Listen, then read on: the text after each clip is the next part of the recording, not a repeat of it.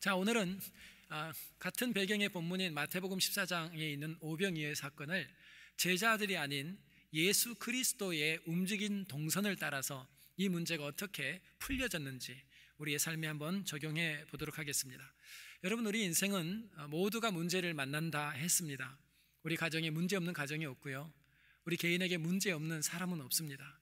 모두가 문제를 만났는데 문제는 그 문제를 내가 해결할 수 있는 능력과 지혜와 힘이 부족한, 즉 문제가 나보다 더 큰 상태에 있을 때 우리는 굉장히 당황하게 돼요.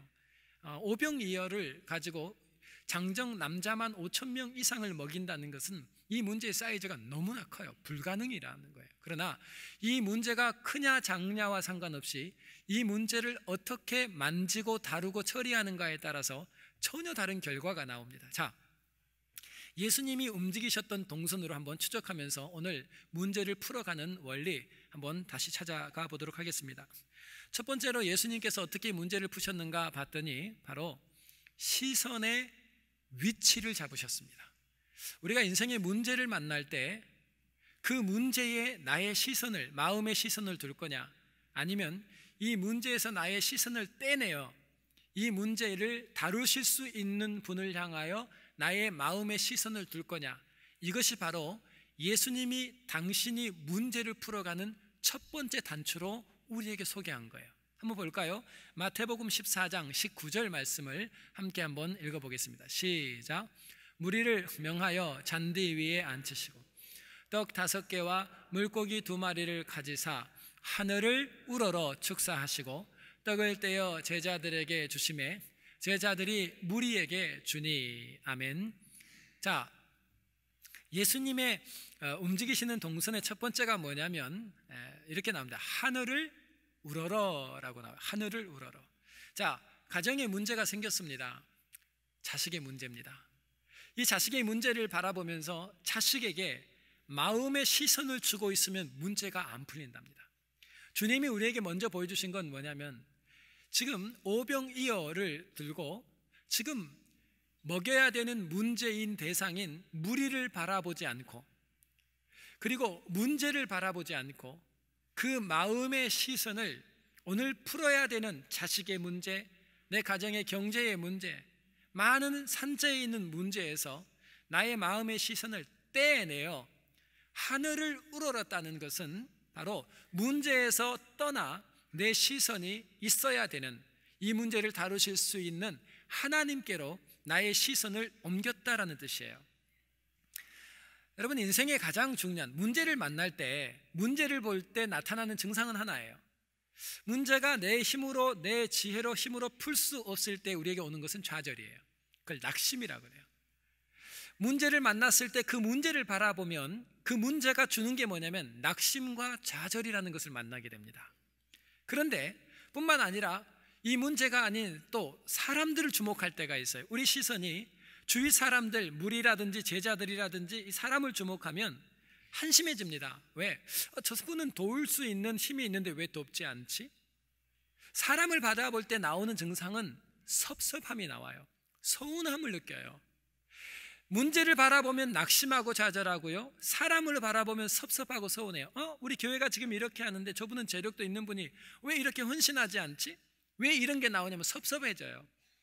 서운해요. 이유가 뭐냐면 사람을 보기 때문에 그래요. 아니에요. 우리가 문제를 만났을 때 그 문제를 바라보면 낙심과 좌절이고요, 그 문제를 다루기 위해서 주변에 있는 사람들의 동향을 바라보게 되면 그때는 마음의 서운함과 섭섭함으로 우리 마음이 크게 어려움을 당하게 됩니다. 그런데 주님께서는 이 문제를 풀어가는 그분의 첫 동선이 뭐였냐면 문제가 없는 게 아니에요. 손 위에 문제가 올라와 있었어요. 그런데 이 문제에서 눈을 떼어버립니다. 그리고 이 문제를 다루실 수 있는 분을 향하여 시선의 위치를 다시 잡으신 거예요. 이건 성경의 원리예요. 여러분, 우리가 인생의 어려움을 만나고 문제를 만날 때마다 절대로 그 문제에 여러분의 시선을 주면 안 돼요. 순간 그 우리의 시선에, 마음의 시선이 자식의 문제에 가고요, 경제의 문제에 가지요, 남편의 문제에 갈 수밖에 없지요. 그러나 그게 기도가 됐든 하나님의 말씀이 됐건 빨리 내 마음에 가 있는 그 문제에서 시선을 떼야 돼요. 그리고 이 문제를 다루실 수 있는 그분을 향하여 우리의 시선을 돌릴 때 그때부터 하나님께서 일을 시작하십니다. 자, 증거로 성경을 몇 가지만 보겠습니다. 시편 121편 1절 그리고 2절 말씀을 한번 같이 읽어볼까요? 시작. 내가 산을 향하여 눈을 들리라. 나의 도움이 어디서 올꼬? 나의 도움이 천지를 지으신 여호와에게서로다. 아멘. 자, 시편 기자가 뭐라고 얘기하냐면 지금 위기가 왔어요. 그래서 3절부터 마지막 절까지는요, 하나님이 이 사람을 어떻게 돕는지가 나와요. 영원히 내가 너를 떠나지 않을게, 마지막까지 그 약속을 하면서요, 네 출입을 내가 다 지켜보고 함께 하겠다. 하나님이 이제 약속하신 말씀이 쭉 나오는데 그 이유가 뭐냐면 1절에 나와요. 내 눈을 들어서 어디를 보겠다는 거예요? 산을 봐요. 여기서 이 산이 뭐냐면 시온이라는 산입니다. 시온은 뭘 상징하지요? 하나님 계시는 산을 말해요. 자, 지금 이 시편 기자가 뭐라고 얘기하냐면 하나님 도와주겠다고 얘기하고 어떻게 도와줄지를 쭉 나열하는데 그 첫 번째 단추가 뭐냐면 하나님 지금 내가 만나고 있는 이 문제를 주목하지 않겠다는 거예요. 지금 위기를 만나고 큰 문제를 만났지만 이 문제에 내 마음의 시선을 주지 않고 내 마음의 영적 시선을 문제에서 떼내요. 시온산인 여호와가 계시는 그곳을 향하여 산을 들어 눈을 들어 산을 보니 그랬어요. 여호와의 시온산을 바라보는 거예요. 그래서 시선의 위치 하나를 잡기 시작합니다. 그때부터 뭐가 시작되냐면 여호와가 움직이겠다는 것이 오늘 시편 121편의 약속이에요. 자, 성경 누리게 무슨 말씀을 하고 있냐면 문제가 중요한 게 아니라는 거예요. 문제 크고 작은과 상관없이 먼저 처음 해야 될 것은 문제에서 우리의 시선을 떼어 이 문제를 다룰 수 있는 주님에게로 돌려라. 자, 요한복음 11장에 보면은요, 나사로의 살아나는 장면이 나옵니다. 나사로가 죽었지 않습니까? 그런데 예수님이 나사로를 살려야 되는 그 장면에 문제는 이미 사흘 동안 썩어버린 나사로의 시신이 있어요. 그런데 예수님의 시선이 거기서 나와요. 나사로의 살아나는 사건 앞에 제일 먼저 주님이 움직였던 그 동선이 어떻게 되는가? 요한복음 11장 41절 초반절만 한번 보겠습니다. 다 같이 시작. 돌을 옮겨 놓으니 예수께서 눈을 들어 우러러 보시고 그래요. 문제예요. 심각해요. 썩었어요. 이미 썩고 있어요. 그런데 이 문제를 다루기 전에 예수님 제일 먼저 하신 게 뭐냐면 지금 내가 풀어야 되는 문제에서 눈을 뗐다는 얘기부터 성경이 합니다. 거기서 눈을 떼어 어디를 봤다고요? 우러러 하늘을 바라보세요. 하나님을 향하여 시선을 고정해요. 이게 뭐냐면 바로 우리가 만난 문제를 풀어가는 첫 번째 원리. 여러분 왜 기도합니까? 기도가 뭡니까? 기도는 지금 우리의 마음이 자식의 문제로 빼앗겨버렸던 나의 마음의 시선을 기도하면서 빼내는 거예요. 그리고 이 시선을 어디를 향하여? 하늘을 향하여 시선을 가져가는 게 기도예요. 여러분 말씀을 동원하든 예배를 동원하든 우리가 지금 뭐 하고 있냐면 세상을 향하여 가고 있던 우리의 시선을 다 거두었어요 오늘. 그리고 여러분 오늘 이 자리에 세상을 향하여 분주했던 우리의 시선을 다 거두고 예배가 뭡니까? 이 시간 오직 살아계신 아버지 하나님, 문제도 있고 사건도 많지만 문제와 사건에 있던 나의 마음의 시선을 거두어 하나님만을 바라보고 하나님만을 주목하겠다는 시선의 옮김이 바로 예배예요. 오늘의 예배는 바로 하나님만을 바라보겠다는 결단인 거예요. 여러분 그래서 성경에서는요 시선 때문에 망하고요 문제 앞에서 시선 때문에 살아난 사람이 있어요. 두 사람 한번 예를 들어 드릴게요. 사도 베드로는 예수님께서 갈릴리 바다에 물 위를 걸어오라고 얘기를 합니다. 최초로 물 위를 걸었던 그리고 마지막 사람이죠. 베드로가 물 위를 걸었습니다. 이 갈릴리 바다가 상징하는 건 세상이에요. 예수 믿는 사람은 세상 위를 걷는 사람이에요. 세상 속에 빠져들어가면 안 돼요. 그런데 베드로가 세상 위를 걸어요. 물 위를 걸어요. 근데 성경에 조건이 나왔어요. 누구를 바라보고 걸었어요? 주님을 바라볼 때는 세상 위를 걸어가요. 그런데 성경을 가만히 보세요. 베드로가 갑자기 물결이 거슬러 오는 것을 보고 그래요. 예수님을 바라보고 있던 이 시선이 어디를 향해요? 사건과 문제를 향했대요. 내게 다가오고 있는 문제를 향하여 나의 시선이 옮겨졌다는 성경이 그 증거를 해요. 그러고 나서 그 다음 얘기가 뭐예요? 물속에 처박아지기 시작합니다. 이 물은 세상이에요. 세상 위를 걸어가야 될 그리스도인이 세상에 잠겨서 사는 이유가 뭐냐면 시선 때문이에요. 이 하나의 시선 때문에 그는 믿음이 없었다는 책망을 받게 됩니다. 우리의 믿음은 이 시선의 싸움이에요. 그래서 문제가 우리 앞에 파도처럼 다가온다 할지라도 끊임없이 시선을 예수 그리스도를 향하여 드려야 해요. 자, 구약의 인물 한 사람만 볼까요? 믿음의 조상이라고 하는 아브라함. 하나님이 아브라함의 믿음을 지킬 때 사용했던 도구가 시선입니다. 뭐라고 얘기하냐면요, 자식이 생기지가 않아요. 그런데 하나님께서 갑자기 하늘의 별을 봐라 그래요. 바다의 모래를 봐라. 티끌을 벌옵니다. 이 모든 것처럼 네 자손이 이와 같이 많아지리라. 지금은 하나도 없어요. 여러분, 현상은 일어나지 않는데 말씀만 있었어요. 자, 이제 아브라함이 저녁이 되면 밥 먹고 나가서 이렇게 하늘을 보면 별이 보여요. 별이 보일 때마다 뭐가 생각나냐면 하나님의 말씀이 생각나면서 아브라함의 믿음이 지켜져요. 낮에는 나가서 먼지를 보고요, 흙을 볼 때마다 뭔 생각이 나냐면 하나님의 언약의 말씀이 생각이 납니다. 그래서 밤이든 낮이든 해가 있든 없든 아브라함은 보는 별과 눈에 보이는 모래와 흙을 통해서 살아계신 아버지 하나님의 말씀의 언약을 가슴에 간직하게 돼요. 하나님이 믿음의 조상으로 세울 때 뭘 갖고 그를 끌어갔는가? 시선이에요. 네가 무엇을 볼 거냐가 바로 믿음의 싸움이에요. 우리 인생에 일어나고 있는 사건과 문제가 있지만 이 문제에 우리의 시선을, 마음의 시선을 빼앗기면 우리는 믿음의 싸움에서 반드시 패하게 돼요. 하나님이 문제를 주신 이유는 어떤 문제가 와도 문제의 시선을 빼앗기지 않고 끊임없이 이 문제를 다루시는 하나님에게 시선을 옮기는 연습을 시키기 위해 우리 인생은 끊임없이 문제를 만나고 있는 겁니다. 여러분, 그러면 삼손이라고 하는 한 인물이 있는데요, 이 삼손이라는 인물은 여인을 너무 사랑해서 머리털이 다 잘리고 모든 능력을 다 잃어버리고 두 눈이 다 뽑히고 결박당한 채로 블레셋에 잡혀 있었습니다. 근데 성경을 가만히 보면 이미 다 끝난 거예요. 눈도 없어요. 자신이 가지고 있는 힘 없어요. 이제 다 끝난 거예요. 그런데 이때 삼손이 한 게 하나 있어요. 그 마지막 죽기 전에 한 게 뭐였냐면, 한번 사사기 16장 28절 말씀 한번 읽어보기. 시작. 삼손이 여호와께 부르짖어 가로되 주 여호와여 구하옵나니 나를 생각하옵소서. 하나님이여 구하옵나니 이번만 나로 강하게 하사 블레셋 사람이 나의 두 눈을 뺀 원수를 단번에 갚게 하옵소서 하고 아멘. 삼손이 뭘 했다고 그래요? 두 눈은 없어졌어요. 이미 시선, 육의 시선은 잃었는데 그 상황 속에서 여호와께 부르짖어 가로되가 두 번이나 나와요.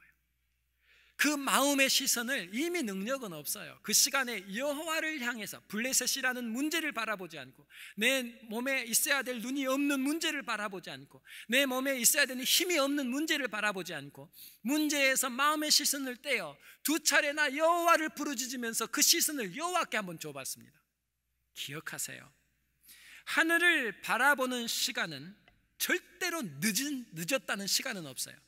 다 끝난 시간인데 그때 여호와를 바라봤더니 그 다음 구절 쭉 뭐가 나오냐면요, 삼손이 살아있을 때 쳐 죽였던 블레셋의 수보다 더 많은 사람을 마지막에 정리했다 그랬어요. 여러분, 지금 우리 인생의 모든 문제를 만나지만 우리가 문제를 만났을 때에 하나님을 향하여 하늘을 우러러보는 시간에 늦음이라는 건 없어요. 지금 문제 속에 모든 것을 상실한 지금이 바로 하나님을 바라볼 시간임을 믿으시기 바랍니다. 제가 군대를 갔는데요, 군대를 정말 기쁘게 갔어요. 아버지가 안 계셨기 때문에 사나이가 되고 싶은데 배운 게 없었어요. 그래서 제가 저희 어머님께 격려를 하고 구호를 잘, 그때는 뭘 해야 될지 몰라서 하여튼 충성하면서 군대 가서 사나이가 되어 돌아오겠습니다 이렇게 얘기하고 갔어요. 훈련소에서 열심히 훈련을 했어요. 그런데 문제가 생겼어요. 제가요. 왜냐하면 논산훈련소 마지막 코스가 행군입니다. 50km 행군을 해야 되는데 군장 메고 총 들고 잘했어요. 근데 여러분 아시다시피 지금도 그렇지만 제가 뭘 많이 흘려요? 땀을 많이 흘려요. 한 40km 넘어서 45km 가는 지점에서부터 탈진 증상이 일어나기 시작했어요. 구토 증상이 일어나고 갑자기 정신 말짱한 저가 퍽 쓰러져요. 자꾸 쓰러져요. 저의 의지와 상관없이 정신을 자꾸 잃어버리는 거예요. 온몸은 다 젖었어요, 땀으로. 그런데 제가 이렇게 딱 쓰러지니까 저도 지금까지 그 친구가 누군지도 몰라요. 누가 와서 저를 탁 잡았어요. 그 친구가 잡고 나서 여러분, 우리가 가지고 있던 돈을 빼앗으면 굉장히 기분 나쁠 텐데 저의 군장을 빼앗는 거예요. 고맙더라고요. 그래서 총도 빼앗았어요. 자기가 이쪽에 메고 총은 또 자기 총 2개인데 이렇게 메는 거예요, 저 끝까지. 그리고 그 친구가 저랑 옆에 걸어줬어요. 정신이 없어서 얼굴도 못 봤어요. 그런데도 걷지를 못하겠는 거예요. 축축 처지고 또 쓰러지니까 또 한 사람이 붙었어요. 그리고 저를 옆에서 확 잡더라고요. 두 친구가 저를 끌고 거의 5, 6km를 갔습니다. 제가 그렇게 형편이 없어요. 분명히 충성 사나이가 돼서 돌아오겠습니다 그랬는데 가보니까 저가 사나이가 좀 아닌 것 같더라고요. 부대를 도착을 했네요. 부대를 도착해서 뚜껑을 딱 열어본 거예요. 자, 제가 또 한 가지 약한 게 뭐였냐면, 걷는데 체력도 약하고 땀도 많이 흘리지만 제가 피부가 되게 남자의 피부는 아닌가 봐요. 왜냐하면 군대를 가서 걸었는데 깜짝 놀랐어요. 발바닥이 이 뒤꿈치 중간 앞에 그다음에 발가락까지 통째로 이게 다 벗겨져 있는 거예요. 그러니까 이 마지막 걸을 때 제가 이렇게 옆으로 이렇게 걸었거든요. 이렇게 사람이 걸어야 되잖아요. 이렇게 걸었어요. 제가 왜 이렇게 걷는지를 도착해서 알았어요. 의무병이 와서 보고요, 처음 봤대요, 이렇게 벗겨진 거는. 그러니까 제가 보니까, 그래서 제가 며칠간 못 움직였습니다. 벗겨져 가지고 어디 갈 수가 없어요. 그래서 이렇게 못 걷고 화장실을 갈 때도 이렇게 하면서 화장실을 가고요. 참 힘들었어요. 그래서 제가 이제 훈련이 끝났는데, 군대는 자대 가면 전부 다 어떻게 해요? 걸어 다녀요. 특별히 행군이 얼마나 군대에 많습니까? 잠이 안 오는 거예요, 잠이. 저 체력을 보니까 잠이 안 오고, 또 하나는 발바닥을 생각하면 잠이 안 오는 거예요. 아이고, 군대 가서는 맨날 보병들은 걸어야 되는데 어떡하나. 한참 그러다가 제가 문제에서 딱 마음을 뗐어요. 그리고 기도를 시작합니다. 하나님, 그런데 내가 만난 하나님은 내가 감당할 수 없는 건 안 주잖아요. 성경에 나왔잖아요. 제가 신학대학 1학년 다니고 갔거든요. 좀 알아요. 그래서 제가 하나님께 뭐라 그랬냐면, 하나님, 하여튼 저 상황은 이렇습니다. 그러나 군대 남은 30개월 동안 잘 감당할 수 있도록 아버지 알아서 하세요 하고, 그날로 더 이상 고민을 안 했어요. 그분께 딱 던져놨어요. 훈련이 다 끝나고 자대 배치를 받는데요, 제가 뭔 하나를 받았어요, 주특기를. 근데 다 불러서 데리고 가는데 저희 그룹은 안 데리고 가요. 제일 늦게 온 거예요. 베레메로 쓰고 권총을 차고 왔더라고요. 딱 와서 우리가 줄로 쭉 서 있는데 딱 첫 마디가 뭐라고 하냐면, 너희는 기갑이냐 그러더라고요. 네, 그렇습니다 그랬죠. 그러더니 다 자기를 따라하래요. 저는 그때는 뭔지도 모르고 따라한 거예요. 3보 이상 승차 그러더라고요. 뭣도 모르고 3보 이상 승차 그랬더니, 탱크 부대래요. 탱크 부대는 3보 이상 걸어서 가는 곳은 무조건 탱크를 타고 간대요. 우리 하나님은 내가 구하지 않아도 내가 뭐가 필요한지, 내가 뭐가 연약한지 다 아세요. 제가 하나님 저한테 뭘 훈련시켰을까요? 네가 만나고 있는 그 문제에서 뭐 하라는 거예요? 눈을 떼라는 거예요. 시선을 떼고 그 문제를 다룰 수 있는 그분을 향해 기도든 예배든 찬양이든 말씀을 통해서 시선을 하늘을 향해 바라볼 때 하나님께서는 움직이시고 역사하시는 하나님이심을 믿으시기 바랍니다. 두 번째로, 예수님께서 첫 번째는 하늘을 우러러 보셨다 그랬어요. 두 번째는 뭐냐면 시선의 내용이에요. 시선의 내용. 시선의 위치는 하늘이에요. 두 번째, 시선의 내용이 뭐냐 봤더니 마태복음 14장 오늘 본문 19절 말씀을 같이 한번 읽어보겠습니다. 시작. 무리를 명하여 잔디 위에 앉히시고 떡 5개와 물고기 2마리를 가지사 하늘을 우러러 축사하시고 떡을 떼어 제자들에게 주시매 제자들이 무리에게 주니. 아멘. 그냥 보면 잘 안 보여요. 그러나 원어로 보면 보여요. 하늘을 우러러 다음에 주님이 하셨던 게 뭐냐면, 하늘을 우러러 시선을 위치를 딱 고정시켜 놓고 시선의 내용을 축사하시고 이렇게 해놨어요. 자, 축사하신다는 이 말은 마태, 마가, 누가 이 공관복음과 요한복음과 단어가 달라요. 마태, 마가, 누가는 축사하다는 것을 율로게오라는 단어를 사용합니다. 율로게오. 그런데 요한복음에는 율로게오를 쓰지 않고 다른 단어를 유카리스테오라는 단어를 사용했어요. 자, 우리가 귀로만 들어도 다른 단어지 않습니까? 자, 율로게오라고 하는 이 말, 오늘 본문의 율로게오라는 단어가 뭐냐면 유라는 말은 잘, 좋은 이런 말이에요.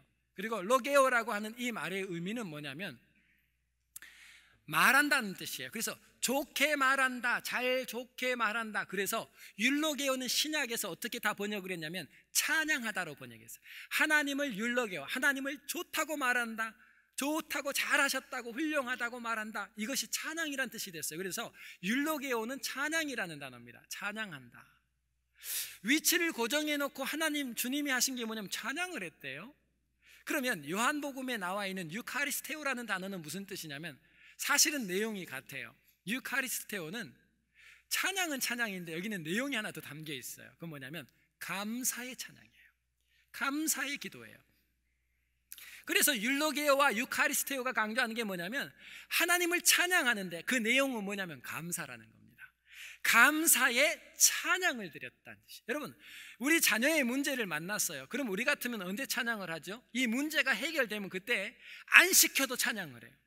살아계신 주, 언제 불러요? 증거가 와야지. 우리가 만나고 있는 경제의 문제가 기적같이 풀렸어요. 하나님, 와, 하나님께서 이렇게 저렇게 해서 문제를 풀어주시면 우리 그때 뭐예요? 감사가 나와. 하나님 정말 감사합니다. 오, 좋으신 하나님. 이 감사로 고백하는 걸 찬양이라 그래서 율로게오라 그래요. 우리는 그때 해요. 그런데 예수님의 감사는 좀 달라요. 예수님의 감사의 찬양의 시점은 문제 앞이에요. 문제가 해결된 게 아니에요. 우리의 일반적인 감사는 문제가 풀리고 기적이 일어나고, 자식의 문제, 경제의 문제, 남편의 문제, 우리가 만난 문제가 해결이 돼야 그때서 감사라는 것을 하고 그때서 찬양을 하잖아요. 근데 예수님은 달랐어요. 이유가 뭘까요? 우리는 문제 앞에 시선을 뒀기 때문에 감사가 안 나와요.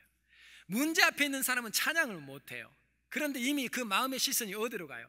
하나님께 올라가 버렸어요. 하나님 앞에 가면 그분의 선하심과 그분의 신실하심과 그분의 능력 있으심과 오늘 이 문제 속에 숨겨놓은 하나님의 깊은 섭리와 계획이 믿어지기 때문에 문제를 보고 찬양과 감사를 한 게 아니라 누구를 바라보고 하나님의 선하심과 섭리를 믿기 때문에 그 앞에 감사할 수 있고 문제는 해결되지 않았지만 감사의 찬양으로 그분을 높여드리는 거예요. 그때 하나님이 일을 시작해요. 자, 성경의 원리를 지금부터 제가 설명을 해드리겠습니다. 정말 그런지 한번 볼까요? 자, 역대하 20장으로 잠깐 갈 건데요. 설명은 간단해요. 역대하 20장에 모압과 암몬 족속의 연합군이 이스라엘을 쳐들어옵니다. 그런데 그때 예루살렘으로부터 25마일 떨어져 있는 엔게디 광야에 먼저 진을 치고 머물렀어요. 그런데 보고가 들어옵니다. 왕에게, 여호사밧 왕한테 암몬과 모압의 연합군이 너무나 강렬해서 이번 전투에서 이스라엘은 자멸할 거라는 거예요. 자, 문제가 일어났어요. 사건인데 이 문제를 왕인 여호사밧이 풀 능력과 힘이 없어요. 여호사밧이 뭐를 했는지 보세요. 그때 전 유다 사람, 이스라엘 사람들의 금식을 선포하고요, 여호사밧이 이 문제를 들고 하나님께 들어갑니다. 하나님께 가서 금식하며 하나님께 부르짖어 기도해요. 그랬더니 하나님이 야하시엘이라고 하는 예언자를 통해서 답을 줬습니다. 그 답이 뭐였냐면 이렇게 말해요. 두려워하지 말라, 놀라지 말라. 이 전쟁이 너희에게 속한 것이 아니라 나 여호와께 속한 전쟁이다. 이렇게 나와요. 그리고 나서 하나님께서 뭐라고 하냐면 방법을, 너희들 찬양대를, 성가대, 찬양대를 조직해라 그래요. 전쟁에 이기는 방법이에요. 그리고 찬양대가 조직됐어요. 그리고 찬양대가 조직돼서 전쟁이면 창과 칼을 들고 나가야 될 군사들이 찬양대가 조직돼서 하나님을 찬양하면서 나갑니다. 그랬더니 그 성경에 뭐라고 나오냐면 여호와의 복병이 갑자기 암몬과 모압 족속에게 들어가서, 여호와의 천군이죠, 복병이 들어가서 그들이 스스로 싸워 자멸하게 했다. 그러고 전쟁 끝 이러고 나와요. 스토리예요. 자, 정리해 드릴게요. 여호사밧 왕 이스라엘에게 감당하지 못할 문제가 생겼어요. 그런데 여호사밧이 첫 단추를 잘 꼈어요. 첫 단추가 뭐예요? 모압과 암몬에게 빼앗겨 있는 이 시선을, 마음의 시선을 백성들로 금식하게 하면서 밥 먹지 못하게 하면서 기도를 시키면서 우리의 시선을 지금 누구에게로 가져가게 해요? 하나님께로 가져가게 해요. 여호사밧이 이거 하나를 합니다. 하나님께 가져갔더니 두 번째, 하나님께서 그때 명령을 합니다. 찬양대를 조직해라. 자, 하나님께 시선이 가니까 하나님의 시선과 여호사밧과 이스라엘 시선이 만났죠. 하나님께서 그때부터 도울 준비를 시작합니다. 역사를 준비하십니다. 그냥 일하면 되잖아요. 그런데 그렇게 안 하고 명령을 해요. 뭐 하라고? 찬양대를 조직해라. 그리고 그 찬양대를 조직해서 그들이 여호와를 찬양하고 나가게 하라 그래요. 그때 그 찬양의 내용이 역대하 20장 21절에 나와요. 한번 같이 읽어보겠습니다. 시작. 백성으로 더불어 의논하고 노래하는 자를 택하여 거룩한 예복을 입히고 군대 앞에서 행하며 여호와를 찬송하여 이르기를 여호와께 감사하세 그 자비하심이 영원하도다 하게 하였더니 아멘. 내용이 뭐예요? 여호와를 찬양하라 했는데 내용이 여호와께 감사하세. 자, 묻습니다. 원리가 똑같아요. 여호사밧이 지금 모압과 암몬 족속을 완전히 멸한 후입니까? 아니면 전쟁 시작 전입니까? 전이에요. 문제가 해결된 게 아니에요. 문제는 여전히 있어요. 자식의 문제가 여전히 있어요. 경제의 문제가 그대로 있어요. 근데 하나님을 향해 시선을 드렸더니 하나님이 풀어주겠대요. 그냥 안 풀어줘요. 뭐라고 얘기하냐면 그 대신에 네가 먼저, 문제 앞에서는 감사할 수 없지만 네가 나를 바라보면 내가 믿어지지. 내가 얼마나 선한 하나님인지, 내가 이 문제 속에 얼마나 아름다운 섭리가 있는지, 내가 얼마나 신실하고 능력 있는지 너 알지? 그러면 너 먼저 해. 찬양, 감사하라. 여호와께 감사하세. 그 선하심과 인자하심이 영원하미로다. 하나님께 감사의 찬양을 먼저 하라고 얘기합니다. 그랬더니 먼저 했어요. 찬양을 드렸어요. 그랬더니 역대하 20장 22절 초반절 한번 봐보세요. 그때 어떤 일이 시작되는가? 자, 시작. 그 노래와 찬송이 시작될 때 여호와께서 복병을 두어 유다를 치러 온 암몬과 모압과 세일산 사람들을 치게 함으로 저희가 패하였으니. 아멘. 하나님이 역사를 시작하는데 언제 했다고 성경의 기록에? 그 노래와 찬송이 어떻게 할 때? 시작될 때. 움직이지 않아요. 그런데 네가 나를 바라본 거 잘했다는 거예요. 문제에서 시선을 띈 거 잘했다는 거예요. 그러나 네가 지금 해야 될 일은 문제가 해결되지 않았지만 나의 신실함과 선함을 믿고 이 문제 속에 내가 숨겨놓은 하나님의 섭리를 믿고 하나님 때문에, 그분 때문에 찬양을 하되 그 내용은 감사해야 돼요. 하나님께 감사의 찬양을 드려라. 그랬더니 찬양과 그 노래가 시작되자마자부터 여호와의 천군이 내려오기 시작하면서 그 복병이 전부 다 세일산 사람들, 모압과 암몬이 먼저요 이간질이 됐는지 세일산 사람들을 쳤어요. 이 사람들은 연합군인데 치고 나서 모압과 암몬이 나눠져 서로 싸우다 다 죽은 거예요. 기가 막혀. 여러분, 이게 하나님의 원리예요. 문제가 없지는 않지만 이 문제 속에 시선을 떼어 하나님께 드립니다. 오늘 예수님 뭐 하세요? 눈을 들었어요. 하늘을 우러러보면서 그 다음에 축사하셨어요. 유로겔로 하나님을 찬양했어요. 근데 어떻게? 유카리스테오, 감사의 찬양이에요. 하나님, 문제는 여전히 있습니다. 하나도 해결되어 있지 않습니다. 그러나 이 문제 속에 숨겨놓은 아버지의 섭리와 선하심을 믿기에 오늘 먼저 하나님 감사합니다. 찬양합니다. 문제와 상관없이 하나님 그분 한 분이 이유가 되어 노래했더니 그때야 복병이 움직이기 시작합니다. 자, 정말 그럴까요? 요한복음 11장 41절 아까 읽은 본문을 다시 한번 봐요. 하나님께서 나사로가 죽었을 때의 주님이 이 문제를 푸는 원리입니다. 다시 읽을게요. 시작. 돌을 옮겨 놓으니 예수께서 눈을 들어 우러러 보시고 가라사대 아버지여 내 말을 들으신 것을 감사하나이다. 아멘. 아버지여, 당신이 나의 말, 나의 기도를 들으시고 항상 약속을 지키시고 성실하시고 신실하신 그 하나님을 믿기에 하나님, 나는 아버지께 먼저 감사합니다. 하늘을 우러러보신 주님이 뭐 했어요? 감사의 찬송의 시, 감사의 찬송의 기도를 드립니다. 원리가 똑같아요. 주님이 문제를 풀어갈 때 1번은 하늘로 시선을 두고 그 두 번째는 오병이어든 나사로 사건이든 주님은 그 다음이 뭐냐면 하나님께 감사의 찬송을 올려드릴 때 지금 만나고 있는 문제의 크기와 상관없이 복병이, 천군이 움직이고 하나님의 놀라운 능력이 내 삶의 문제의 현장 속에 능력을 발휘함을 믿으시기 바랍니다. 적용 하나 해볼까요?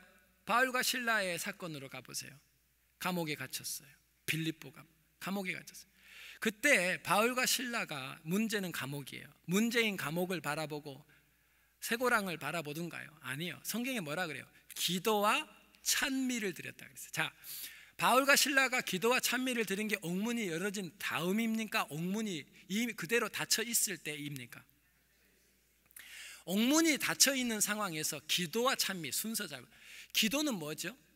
문제에서 나의 시선을 떼어 누구에게로 지금 돌리고 있는 거예요? 하나님.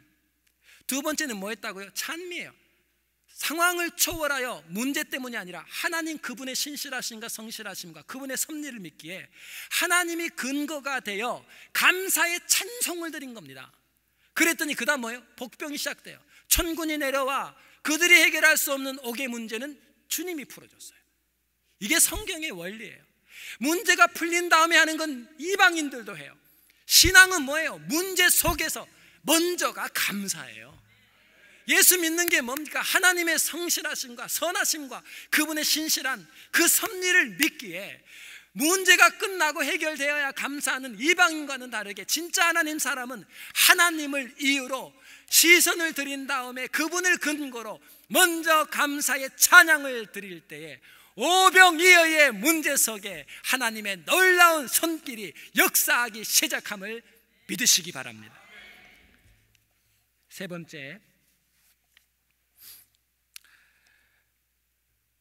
번째는 다시 예수님 뭐 하셨는가 봤더니 시선의 위치를 잡으셨습니다.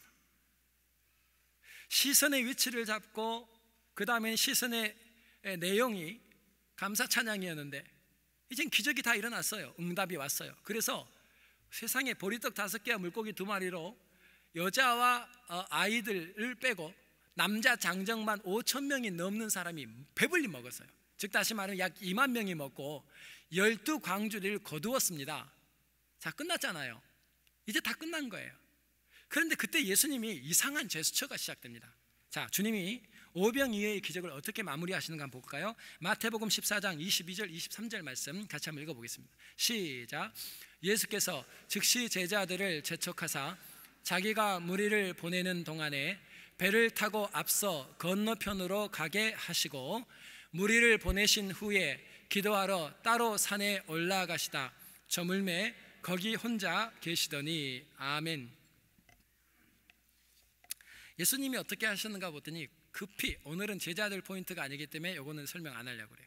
제자들은 어떻게 했냐면 박수가 있는 자리인 오병이어의 들판을 재촉하고 막 쫓겨가듯이 쫓아냅니다. 빨리 움직여라. 그리고 예수님이 재촉에서 무리를 보내는 동안에 이 제자들을 분리시켜버려요. 왜요? 지금 이 오병이어의 이 광야 이 위는 박수가 있는 자리예요. 칭찬이 있는 자리예요. 기적이 있었던 자리예요. 승리의 자리예요. 우리 인간은 보통 좋았던 과거에 머물러 있습니다. 그리고 그 현장을 떠나려고 하지를 않아요. 그 박수가 그립고요, 그 칭찬이 그립고요, 와 하면서 사람들이 전부 존경하는 눈동자로 바라보는 그 길을 떠나지를 못해요. 그것 때문에 다 망해요. 예수님이 뭔가 우리에게 마지막 메시지를 보냅니다. 즉시 쫓아 보내버렸어요. 그리고 예수님이 뭐하러 가셨는가 했더니 23절 말씀에 기도하러 따로 산에 올라가시다 그럽니다. 그리고 밤을 새시죠. 기도하러 따로 산에 올라갔다. 자, 여러분, 기도는 언제 하죠? 기도는 19절에도 나오지만 축사하시고 하나님 앞에 기도를 드리지 않습니까? 일반적으로 기도는 언제 하냐면 기도의 목적이 하나님 내 자식의 문제가 있습니다 하면 우리는 이 문제를 붙들고 기도를 해요. 그리고 이 문제에 대한 응답이 딱 오면요, 자식 문제가 해결되면요, 이제 기도는 응답된 거예요. 자, 우리가 왜 금식하고 기도하냐면 내가 만나고 있는 문제 해결을 위해서 기도를 해요. 이게 일반적으로 우리가 배운 기도의 목적이에요. 기도는 지금 내가 인생을 살면서 만나고 있는 문제, 이 문제를 해결할 힘과 능력이 나에게 없어서 시선을 하나님께 돌려드리고 감사의 찬양을 통해서 이 문제는 풀렸어요. 이미 응답은 왔어요. 모두가 먹고 배불리 먹고 영광스러운 잔치예요. 그러면 끝난 거 아니에요? 그런데 주님이 안 끝났대요. 제자들을 급히 보내고 주님이 움직이십니다. 어디로? 다시 시선의 위치를 잡으러 갑니다. 우리의 기도의 목적은 응답이에요.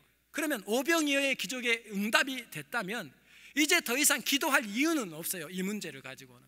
그런데 예수님은 그 다음 단계를 우리에게 설명합니다. 우리는 하나님께서 우리에게 주신 응답, 하나님께서 우리에게 주신 응답에 대한 선물을 붙들고 있느라고 진짜 선물을 주시고 복을 주신 하나님을 잊어버려요. 그런데 예수님은 기도 응답을 목적으로 기도하신 분이 아니라 기도 응답된 이후에 더 많은 기도 시간을 가지러 올라갑니다. 무슨 뜻이냐면 기도의 목적은 응답에 있는 것이 아니라 하나님과의 관계에 있다는 거예요. 오늘 내가 기도하고 나서 응답되고 기도가 스탑하는 게 아니라 주님은 그 기도가 응답이 되어 내 삶의 연장에 하나님의 선물이 왔습니다. 대부분의 사람은 하나님이 응답해주면 기도가 중단되고요, 대부분의 사람들은 하나님이 주신 응답과 선물을 붙들고 이것을 지키기 위해 싸움을 해요.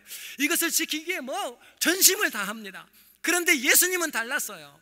예수님은 기도 응답 이후에 더 기도하고요, 무리를 따로 보내어놓고 하나님과 단독으로 만나며 더 많은 기도의 시간을 밤을 새며 갔습니다. 주님이 뭘 보여주시려고 하는 건가? 기도의 목적은 응답 자체에 있는 것이 아니라 그 응답을 주시는 그분을 사랑하는 거라는 거예요. 기도의 응답 자체가 목적이 아니라 기도 응답을 주시는 그분과의 사귐과 관계가 기도의 목적이라는 거예요. 그래서 응답 이후에 다시 한번 시선의 위치를 확인하기 위해 하나님께 나아가 기도를 시작합니다. 여러분, 이게 교회의 성도들의, 한국교회의 심각한 문제가 됐어요. 우리는 기도하고 간구한 것에 대한 응답이 오고 나면 그때부터는 하나님이 주신 응답, 이거 행복하느라고 광야를 떠나지 않아요. 그 승리의 박수의 연장에서 오려고 하지 않아요.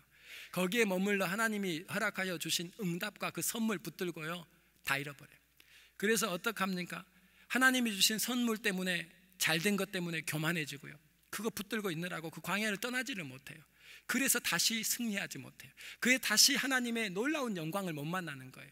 예수님의 생애에 끊임없는 영광이 있었던 이유는 하나님이 주신 선물 붙들고 주저앉아서 거기에 머물러 있지 않았어요. 선물을 주신 그분을 더 사랑해버리는 거예요.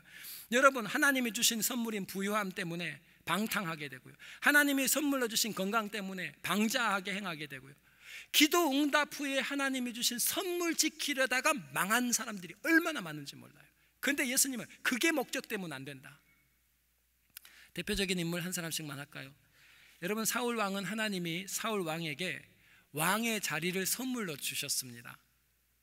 그러면 왕의 자리를 선물로 주면 선물로 받은 왕의 자리가 중요해요? 아니면 선물 주신 하나님이 중요해요? 그냥 알기는 너무 잘 알아. 그런데 사울 왕이 어떻게 했죠? 하나님이 주신 왕의 자리를 하나님보다 더 사랑해버렸어요. 그 베세다의 광야, 그 하나님이 주신 그 선물, 그 왕의 자리를 지키기 위해 오병이어의 들판에 머물러 버렸어요. 그 다음에 하나님을 찾아가지 않아요. 선물을 주신 하나님께 나아가 시선을 다시 하나님께 확보하지 않아요. 사울 왕은 끊임없이 왕의 자리를 지키기 위해 백성들의 눈에 들어야 되니까 백성들이 안정시키기 위해 해서는 안 되는 제사장의 일을 하기 시작하면서 하나님 눈밖에 나기 시작합니다. 그 왕의 자리를 지키려다가 하나님을 버려버립니다. 하나님이 주신 응답, 하나님이 주신 선물을 지키려다가 그 광야의 오병이어의 광야의 그 박수 소리와 그 영광의 자리를 지키려다가 진짜 그 선물을 주신 더 큰 다음 영광인 아버지 하나님을 향하여 드려야 되는 우리의 영의 시선은 없고 마음 다 빼앗겨 버렸어요. 이래서 그 다음에 못 이긴 거예요. 왜 응답을 한 번만 받으세요? 하나님께서 그 문제를 주시고 우리에게 응답을 주셨다면 그 다음 문제가 또 와. 인생은 문제투성이에요. 또 올 거예요. 그때마다 하나님의 영광을 계속 만나기 위해 문제 풀어준 선물이 아닌, 응답이 아닌 문제를 주신 하나님과의 시선을 확보하는 성숙한 성도가 되시기를 주의 이름으로 축원합니다. 다니엘은 어땠습니까? 다니엘은 하나님이 다니엘을 제상으로 만들어놔. 제상으로. 국무총리예요. 그것도 노예가. 여러분, 노예가 제상이 된 거예요. 이보다 더 큰 게 어디? 우리는 뭘 기도합니까? 제상이 되기 위해 기도합니다. 하나님, 이 땅에서 이런 제상이 되게 해주세요. 우리는 이 제상 되기 위해서 기도하고 금식하고 얼마나 하나님을 향해 시선을 고정하는지 몰라요. 하나님께 감사 찬송을 드리면서. 그러면 그걸 하나님이 줬어요. 응답이 온 거잖아요. 그러면 그 다음에 사람들은 다 이 제상의 자리를 지키기 위해 목을 걸어요. 그런데 다니엘은 이상해요. 다니엘 보세요. 다니엘은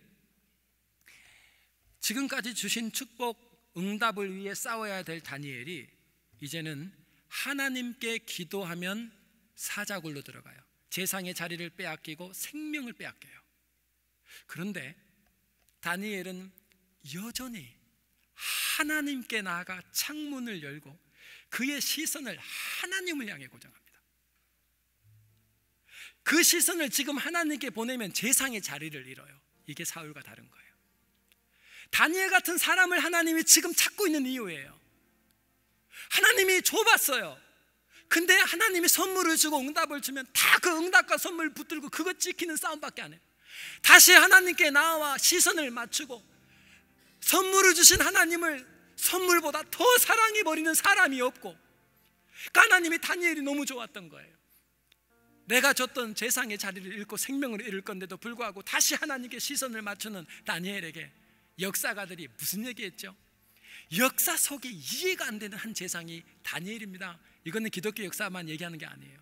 페르시아 역사까지, 바벨론 역사 속에 이 유대 청년으로 노인까지 지내면서요, 나라가 몇 개 지나가고 제국이 2번 바뀌어요. 근데 제상은 안 바뀌었어요. 우리는 나라가 바뀌면 그 전에 총무 죽여요. 그리고 내 사람을 왕이 세워요. 그런데 이상해요. 나라가 바뀌었는데 총리는 다니엘이 또 해요. 바벨론에서 페르시아로 제국이 망하면서 페르시아가 들어왔습니다. 그런데 총리는 다니엘이 했어요. 하나님이 주신 선물 붙들고 그것 지키기 위해 그 5,000명 먹인 광야의 영광을 떠나지 못하고요, 주신 하나님을 찾아가지 않고 거기에 붙들려 살고 있는 그들이 아닌, 그래서 즉시 떠나라. 주님 다시 올라가서 이 기적의 놀라운 은혜를 베풀고 응답을 주신 그 은원 되신 그 하나님을 향해 더 사랑해, 하나님을 더 사랑해버렸어요. 그게 기도예요. 그랬더니 다니엘이 내가 준 거 너 잃을 텐데, 세상을 잃고 생명을 잃을 텐데 괜찮겠니?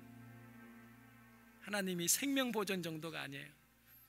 나라가 바뀌어도 넌 재상이 될 거야. 제국이 바뀌어도 너는 재상이야. 하나님 이 시대에 누구를 찾고 계십니까? 응답 이후에도 다시 하나님께 시선을 돌려드리는 믿음의 사람을 찾고 계십니다. 문제 속에 있으십니까? 이제 문제의 응답을 받고 계십니까? 마지막 단추는 그 다음 문제에서 영광을 만날 건가를 결정합니다. 응답 주신 그 하나님을 보통은 응답에 빠져, 선물에 빠져 마음 다 줘버리고 그거 지키기 싸움하다가 그 다음 영광을 만나지 못하는 수많은 그리스도인들이 있지만, 저와 여러분은 응답과 선물 이후에도 더 많은 시간을 하나님께 나아가 시선을 맞추고 고정함으로 그분이 주시겠다고 약속하신 그 다음 영광을 끊임없이 만나는 성숙한 성도 되시기를 주님의 이름으로 축원합니다. 우리 자리에서 한번 일어납시다.